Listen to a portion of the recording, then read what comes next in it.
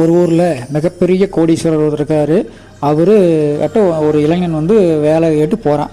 வேலை கேட்டு போன இளைஞன்கிட்ட உனக்கு என்ன தெரியும், நீ யார், எங்கேருந்து வர, இந்த மாதிரி எல்லா விவரங்களும் அவர் கேட்டுகிட்டு இருந்தார்.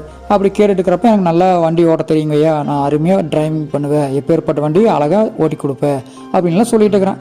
சரின்னு சொல்லி இதெல்லாம் விசாரிச்சுட்டு அவனுக்கு வேலை கொடுக்கலாமா வேண்டாமான்னு அவர் யோசிச்சு அவங்க கூட பேசிகிட்டு இருக்கிற நேரத்துலையே இதுக்கு முன்னாடி இதுக்கு நிகரான ஒரு சம்பவம் நடந்தது. எப்போனா இந்த 2 நாளைக்கு நடந்ததுக்கு யாருக்கு, அந்த கோடீஸ்வரருக்கு.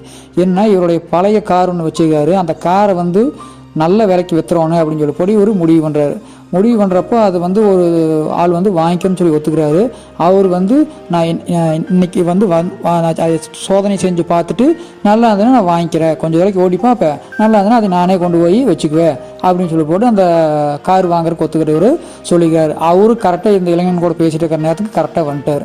வர்றப்போ இவருக்கு ஒரே யோசனை, இவர் வேறு எனக்கு டெஸ்ட் ட்ரைவ் பார்க்குறதுக்கு வரேன்னு சொன்னார்ல, சரி இவங்ககிட்டயே அந்த இது பண்ணிடலாம் அப்படின்னு சொல்லி போட்டு, இங்கே வேறு தம்பி, உனக்கு நான் வேலை கொடுக்குறது தான் வேண்டாமா அப்படிங்கிறத நீயே இப்போ முடிவு செய்ய போகிற. எப்படின்னா, இந்த காரை வந்து வராரு அவருக்கு விற்கலான் இருக்கிற அவர்கிட்ட நீ என்ன பண்ணு, அவங்க வீட்டு வேலை கரெக்டாக ஓடிட்டு போய் எந்த இடத்துல நிற்காமல் எந்த பிரச்சனையும் இல்லாமல் கரெக்டாக கொண்டு போய் அவர் வீட்டு வேலை கொண்டு போய் விட்டினா என்னாச்சு, அந்த கார் வந்து அவர் நல்லா சொல்லி போட்டு வாங்கிக்குவார். நீ அவர்கிட்ட அந்த கார் ஒப்படைச்சிட்டு நீ இங்கே வந்துட்டு நான் உனக்கு வேலைக்கு வச்சுக்கிறேன் அப்படின்னு சொல்லி சொல்கிறாரு. சரிங்க ஏன் இவனை ஒத்துக்கிறேன். அதே சமயம் அவர் வந்துட்டு இருக்காரு, பக்கத்து வந்துட்டார். வந்ததுக்கப்புறம் வாங்க அப்படின்னு சொல்லி இந்த மாதிரி இந்த கார் வந்து நல்ல கார் அப்படி இப்படின்னு சொன்னாலே அது உண்மை தான். நீங்கள் வேணால் இந்த கார் வந்து உங்கள் வீட்டு வரல கிட்டத்தட்ட ஒரு 50-60 கிலோமீட்டர் ஓட்டிகிட்டு போங்க. இந்த தம்பி தான் ஓட்டிகிட்டு வருவா, எந்த பிரச்சனையும் இல்லாமல் எங்கேயுமே நிற்காமல் ஜம்முன்னு தங்க மாட்டு வரும் காரு. நீங்கள் ஓட்டிகிட்டு போய் பாருங்கள், இந்த தம்பி ஓடிட்டு வரும், நீங்கள் உட்காந்து போய் பாருங்கள், ஜம்முன்னு இருக்குது அப்படின்னு சொல்லி சொல்கிறாரு. அப்படியா, பரவாயில்லையே, 50-60 கிலோமீட்டர் எந்த தொந்தரவும் இல்லாமல் நீட்டாக வந்ததுன்னா நான் அந்த கார் நானே வாங்கிக்கிறேன்னு சொல்லி போட்டு அவரு சொல்கிறாரு. சரின்னு சொல்லி போட்டு அந்த காருக்கு எடுக்கிறாங்க. இந்த புதுசாக வேலை கேட்டு போன இளைஞன் வந்து எடுக்கிறான். இந்த கார் கேட்டவர் வந்து அந்த காரில் உட்காந்துட்டு இப்போ அந்த கார் வாங்கன்னு சொன்னார். அவர் வீடு வரலும் போகலான்னு அந்த காரு போயிட்டுருக்குது. போகிறப்போ எங்கேயுமே நிற்கல காரு. அவ்வளோ அருமையாக அந்த பையன் தன்னுடைய திறமையை பயன்படுத்தி ஓடிட்டு போகிறான். அப்படி ஓடிட்டு போய் கரெக்டாக அவங்க வீட்டுக்கிட்ட போய் இறக்கி வரான். அந்த வீட்டுக்கிட்ட அந்த கார் வேணுங்கிற இறங்கினதுக்கப்புறம் கேட்குறாரு, தம்பி உண்மையை சொல்லு, இந்த கார் வந்து உண்மையாலுமே நல்ல காரா இல்லையா அப்படின்னு சொல்லி கேட்குறாரு.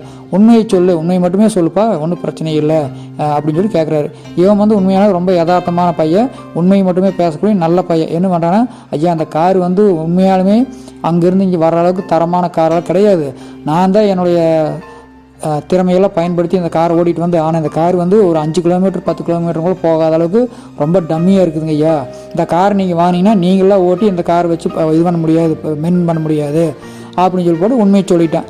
ஸோ அந்த சொன்னதுக்கப்புறம் அவருக்கு உண்மையாலுமே ரொம்ப பிடிச்சி போச்சு இவனு.